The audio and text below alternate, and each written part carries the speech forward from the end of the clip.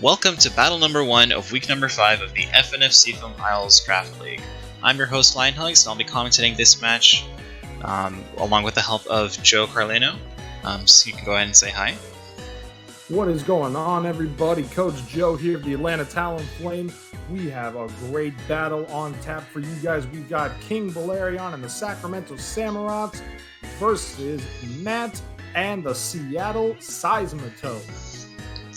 Alright, perfect. Thank you so much for that good intro, Joe. And before we go ahead and continue, let's go ahead and review the Mega and Z Pokemon available. So, on King's side, we do have Mega Steelix making an appearance, as well as Z Attack Primarina and Z Any Dragapult. On Matt's side, we also have an appearance of Mega Gallade, as well as Z Attack Gengar. Z Any Arcanine has decided not to show up today. And before we get started, let's go with Joe with the initial thoughts of this matchup. Well, off the top of the battle, ladies and gentlemen, we can look at records, we can look at previous matchups here. First and foremost, let's look at the Sacramento Samurotts side. They are 4-0 right now with a +9 differential. They are currently the only team still undefeated through 4 weeks of play here in Seafoam Isles Season 1. King has been doing really well with his team. Now, he did come 2% away from 3-1 against Ari in the second Swab Blues. That was a really good battle. If you have not seen that yet, you need to go and check it out. His Mega Steelix is really tough with the Sand Force ability, and he's got his Sand Setter and Gigalith in case he wants to run that. However, and he does bring that this week. He does have his 2 Z Pokemon, as Lion alluded to. He's got the Z Any Dragapult, he's got the Z Attack Primarina. He's got Roserade, very interesting on Roserade side. It's fast, it's very good special attack wise, but it also is good to set up spikes and or toxic spikes, depending on which set he prefers to run. And also, he brings his Buzzwole. And that's actually a really interesting point to note here, ladies and gentlemen. On both sides, we have 2 of the top, actually no, we have 3 of the top 10 Pokemon currently in the MVP race through Seafoam Isles Draft League. King has his Buzzwole and Primarina, who are respectively 7-1 and 6-0 in the MVP race. So he's got 2 really strong Pokemon here, and he decides to bring them once again for another week to try to keep his undefeated streak alive. Meanwhile, on the side of the Seattle Seismitoads and Coach Matt, he's got a really tough team as well, ladies and gentlemen. He's got Galarian Darmanitan. We all know how that Pokemon works. Normally, Guerrilla Tactics, you get a Choice Band or Choice Scarf, but he could maybe, throw us a curveball and go Zen mode, because if he does go Zen mode on that Galarian Darmanitan, that thing gets faster and more powerful than it already is. Blastoise is there, Shell Smash potentially, does get Rapid Spin, so if he does see Toxic Spikes, he has a way to clear that out.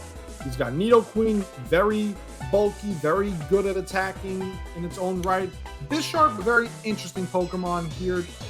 Don't really know much about Bisharp. I mean, granted, even though it's a Steel type, one of my favorites.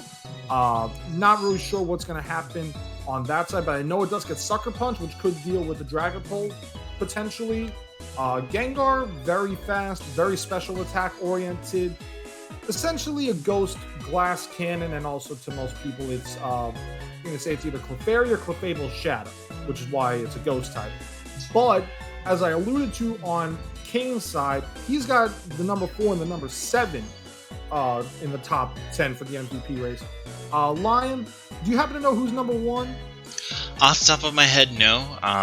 The document is in another video. I'm sorry, another tab. I can't open it right now without changing the screen. Well, I'll let you know about that. The number 1 Pokemon in the MVP race by a landslide right now is Matt's Mega Gallade. Right now, through 4 battles, it has a staggering 14 kills and 1 death with a +13 differential.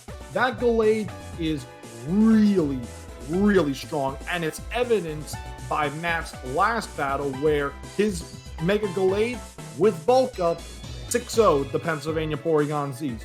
Now, I'm not saying that King is going to, go lightly on that. He probably prepped long and hard for for that Mega Glade. Let's see if he actually knows a way around a Pokemon with decent special defense, middle of the road on physical defense, and is fast and hits like a truck with that physical attack.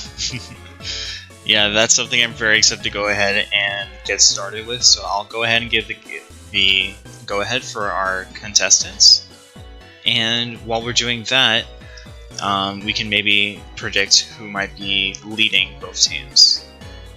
I'm sensing a Roserade versus Nidoqueen. Yeah, that's a really good safe bet. I'm still kind of expecting Gigalith. Oh.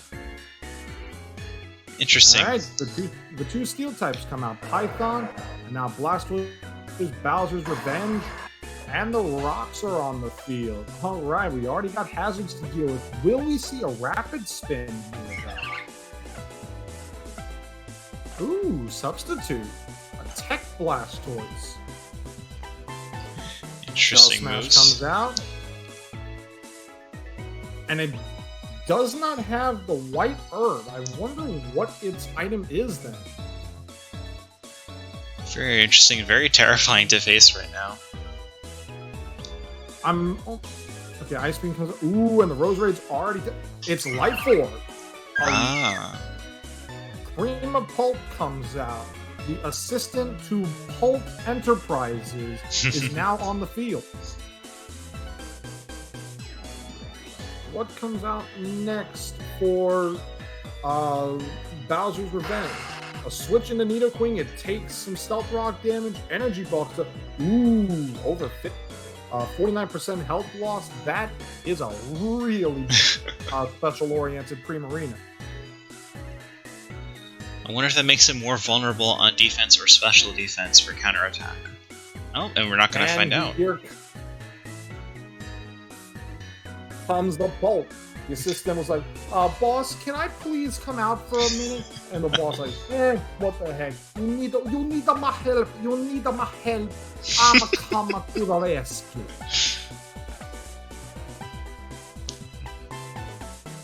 Oh my gosh. Looks like both players are trying to figure out what their next move is. I mean, that was a really explosive beginning with that Shell Smash Blastoise, so I wonder if it'll get the opportunity to do that again later. Probably not. So sure about that one, but Shell Smash plus Life Orb, that is a combination I don't think a lot of people have speculated before, but it's honestly an interesting situation to run, and truthfully, I'm honestly about to maybe run that in my battle in the other leagues that I'm going to be in.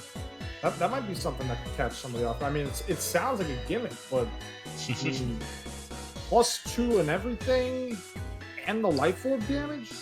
I'm not sure there's a lot of things that can survive a hit from a Blastoise. Me neither. And speaking of gimmicks, just my experience with Victory Road and everything, and especially fighting Noelle, you'll never know how gimmicks can be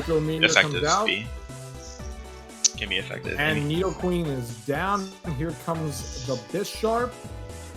I'm not getting what the NLE is, but Choppa, that's interesting. It had Pursuit.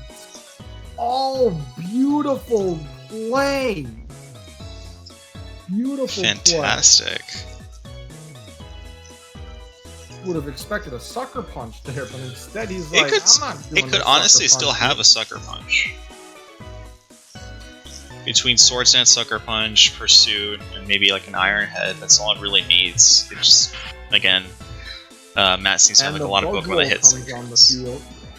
And I'm just now understanding, NLE Choppa is an American rapper name.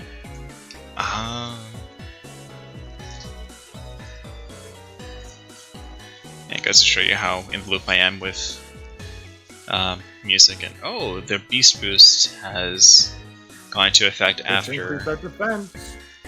Now, do we see the Gengar? Yep, the Gengar on the field. But I mean, it still won't be able to do much because Mountain comes out, sets up the Sandstream, so now that Mega Steelix, it's gonna have some bulk there. It's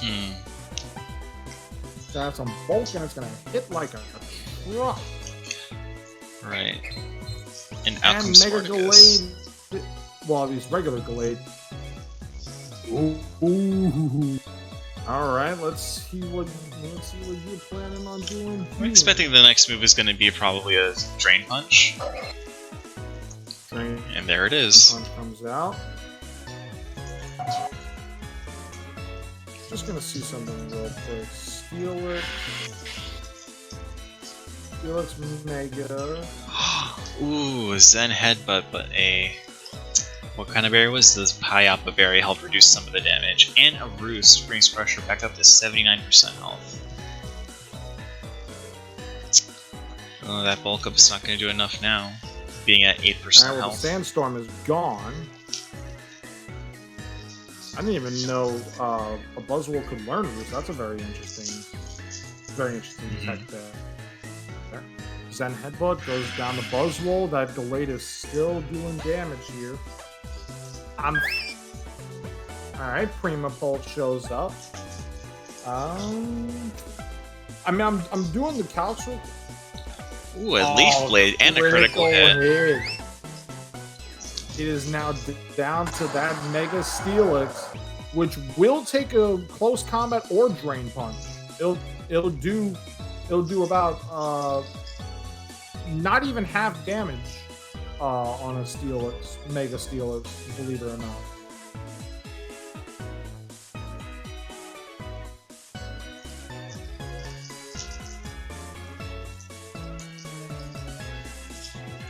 Looks like King's probably going through some calcs to see what can actually be done against Spartacus at this point. Yep, because, I mean, with 250, because I got the calcs here, even with no investment in defense, but max HP investment, Drain Punch can do a minimum of 39.5 to 47%. Let's delete the HP.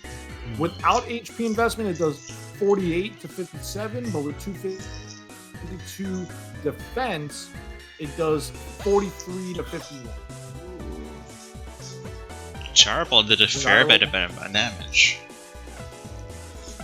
Oh, this might be it. And Spartacus's reign of terror is over. Goes down to Python, the Mega Steelix.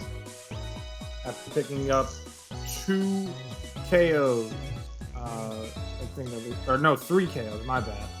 It got 3 KOs before finally going down. So that Mega Gallade is really freaking tough.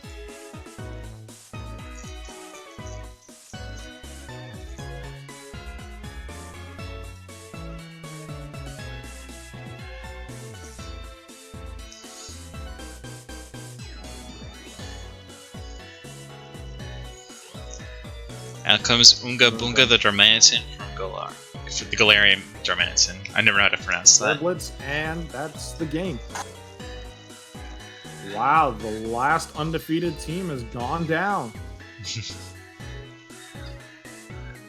That was very interesting play on obviously both sides. I was very, I guess, enthralled by that Shell Smash Life Orb Blastoise. Yeah, that was definitely something that I don't think any of us would have anticipated seeing. A Shell Smash plus Life Orb. Normally, I mean, I've seen Shell Smash without White Herb before, but I've never seen it paired with Life Orb.